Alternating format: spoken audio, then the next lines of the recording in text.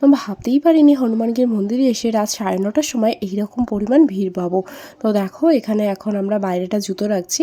তো আমরা তো প্রথমে ভাবছিলাম যে কী জানি বাবা মন্দির না বন্ধই হয়ে যায়, কিন্তু ভিড় দেখে মনে হলো না আমাদের মতন এখনও অনেক মানুষই আছে যারা এই ঠাকুর দর্শন করতে এসেছেন।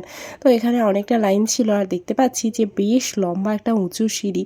তো যাই হোক আমরা এখন সিঁড়ি দিয়ে ওপরে উঠছি, ভাবলাম হয়তো এক্ষুনি ঢুকেই যাব, কিন্তু না, মোটামুটি যখন 9:45 বাজে সেই সময় আমরা গেলাম আটকে।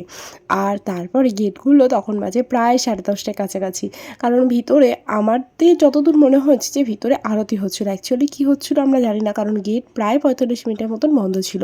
তো তারপর দেখো একদল লোক ঢুকিয়ে দিয়েছে, আর তারপরেও দেখতে পাচ্ছ রাত 10:30টার সময় কী পরিমাণ ভিড়।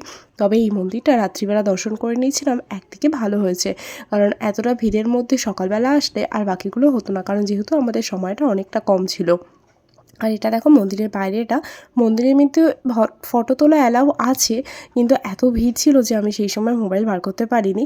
তো দেখো সেই কারণে তোমাদের সাথে আমি বাইরেটাই শেয়ার করছি। আর এটা দর্শন করে এসো তোমরা অবশ্যই অযোধ্যায় গেলে, কারণ তোমাদের আশা করি তোমাদেরও খুব ভালো লাগবে। আর এত রাত্রিবেলা জানো ওখানকার বাদরগুলোও কিন্তু বেশ দিব্যি জেগে আছে। তো এসেই খেয়ে নিলাম হচ্ছে গরম গরম আলুর পরোটা, আর তার সাথে ছিল চানা মশলা। চানা মশলা যেহেতু আমি খাই না, তাই গরম গরম পরোটা দিয়েই একদম রাতের ডিনার সেরে নিলাম। চলো কালকে আবার তোদের সাথে দেখা